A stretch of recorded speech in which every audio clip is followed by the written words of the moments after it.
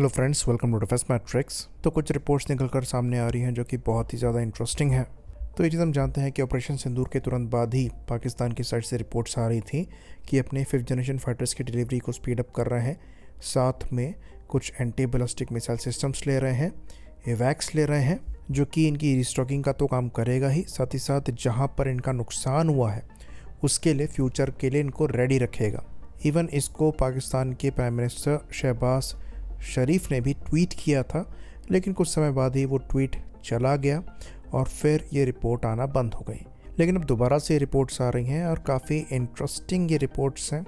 इनकी टाइमिंग काफ़ी इंटरेस्टिंग है।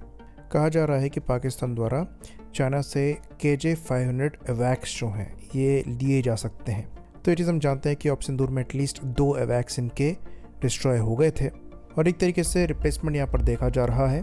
चाइनीज़ एवैक्स इसलिए देखे जा रहे हैं क्योंकि इनके जितने एडवांस फाइटर प्लेटफॉर्म्स हैं वो चाइनीज़ ओरिजिन के हैं, तो साथ में डेटा लिंकिंग का इशू नहीं आएगा और बेहतर तरीके से काम कर पाएंगे। KJ-500 चाइना का एडवांस AESA एवैक्स है जो कि ट्राई पैनल AESA रडार के साथ आता है, तो 360 डिग्री कवरेज यहाँ पर मिल जाती है। अप्रॉक्सीमेटली 400+ किलोमीटर की रेंज यहाँ पर टारगेट ट्रैकिंग के लिए आपको मिल जाएगी और सिग्निफिकेंट EW कैपेबिलिटी भी यहाँ पर है। प्लेटफॉर्म शांगसी वाइनानी है जो कि चाइनीज़ वर्जन है AN-12 प्लेटफॉर्म का, और यहाँ पर 10 से 15 पर्सनल्स की रिक्वायरमेंट होती है और ये अप्रॉक्सीमेटली 5700 किलोमीटर की रेंज के साथ आएगा, जो कि सिग्निफिकेंट एंड्योरेंस यहाँ पर दे देता है, करीबन 12 से 14 घंटे की। अच्छा प्लेटफॉर्म है। कहा जाता है कि करीबन 60 टारगेट से 100 टारगेट्स एक बार में ये ट्रैक कर सकता है और जैसे कि मैंने बताया 400+ किलोमीटर की इसकी रेंज है। थोड़ा और स्पेसिफिक हूँ तो 400 से 500 किलोमीटर के बीच में है।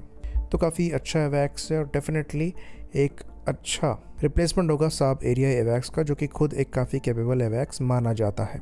जाहिर सी बात है सस्ते ये है नहीं।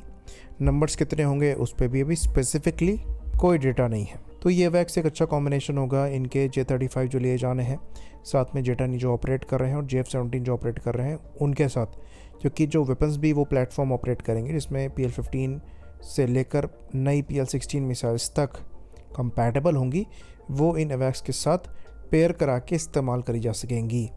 तो किल चेन जो कहा जाता है वो इससे फॉर्म करी जा पाएगी, तो इसलिए ये सिग्निफिकेंट अपग्रेड माना जा रहा है। साथ ही साथ जो HQ-19 की बात चल रही है उसको भी इसके साथ पेयर करके देखा जा रहा है। तो ये चीज़ हम जानते हैं कि पाकिस्तान द्वारा HQ-9 एयर डिफेंस सिस्टम से इस्तेमाल किए जाते हैं, जिनको इन्होंने ऑपरेशन सिंदूर में भी यूज़ किया था, पर वहाँ पर ये फेल हो गए थे। HQ-19 की बात करें तो ये एंटी बैलिस्टिक मिसाइल सिस्टम है।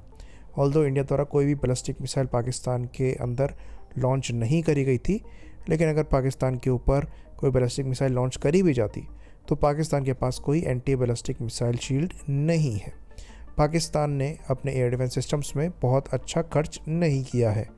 कुछ हालत इनकी ईरान की तरह ही है और इसलिए अगर लड़ाइयाँ लंबी खिंचती तो इनको देने के लेने पड़ जाते हैं। तो ये लेसन पाकिस्तान ने लिया और इसलिए वो अपने एयर डिफेंस कैपेबिलिटी को इम्प्रूव कर रहे हैं। पर इसकी छटपटाहट इनको ऑपरेशन सिंदूर के टाइम से ही थी।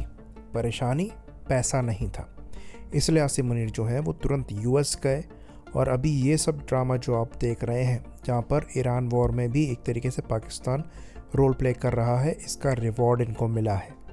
जैसा कि हमने कुछ दिनों पहले डिस्कस किया था, ऑलमोस्ट $5 बिलियन के आसपास कतर और सऊदी अरेबिया इनको लोन देगा, जिसके लिए ये अपनी फ़ौज भी सऊदी अरेबिया सप्लाई कर रहे हैं।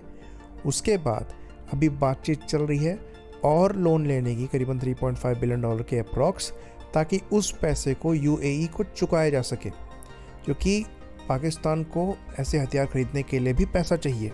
तो ये ऑपरेशन सिंदूर के बाद रीपोजिशनिंग पाकिस्तान ने करी है पैसे का इंतज़ाम करने के लिए, ताकि जो नुकसान उनका हुआ है उसकी भरपाई कर पाएँ।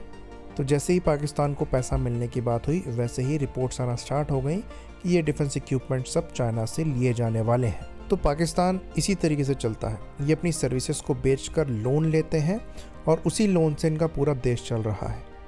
अपने आदमी इन्होंने सऊदी अरेबिया को दे दिए, वहाँ से पैसा लिया। अमेरिका की सर्विस करी इन्होंने, जिससे इनको कुछ फ़ायदा हुआ है। उसके बाद उसका भी पैसा ये ले रहे हैं। वो तो UAE ने पैसा मांग लिया तो थोड़ा खेल इनका बिगड़ गया, इसलिए और लोन लेने की बात यहाँ पर करी जा रही है। अदरवाइज़ मामला ऑलमोस्ट इनका सेट था। तो इस कंट्री के साथ सबसे बड़ी परेशानी ये है कि ये इक्विपमेंट लाकर अपने आप को डिफेंसिव रख तो सकते हैं, पर ये उसको सस्टेन नहीं करा सकते, क्योंकि ये डिफेंसिव सॉल्यूशंस जो है लोन पर है। लोन पर आप लड़ाइयाँ नहीं लड़ सकते। इसलिए ऑपरेशन सिंदूर में भी पाकिस्तान द्वारा रश किया गया था सीज़ फायर कराने के लिए, क्योंकि ईरान के ऊपर हमला हो रहा है। ईरान तो तेल बेचकर फिर से कमा लेगा, उनके पास तेल है, पाकिस्तान के पास कुछ नहीं है। तो वैसे ही कर्जे में देश है और ज़्यादा परेशानी यहाँ पर बढ़ जाती। तो ये डिफेंस इक्विपमेंट डेफिनेटली पाकिस्तान के लिए अच्छे साबित हो सकते हैं, लेकिन पाकिस्तान की जो इकोनॉमी है वो लॉन्ग टर्म सस्टेनमेंट को सपोर्ट नहीं करती है।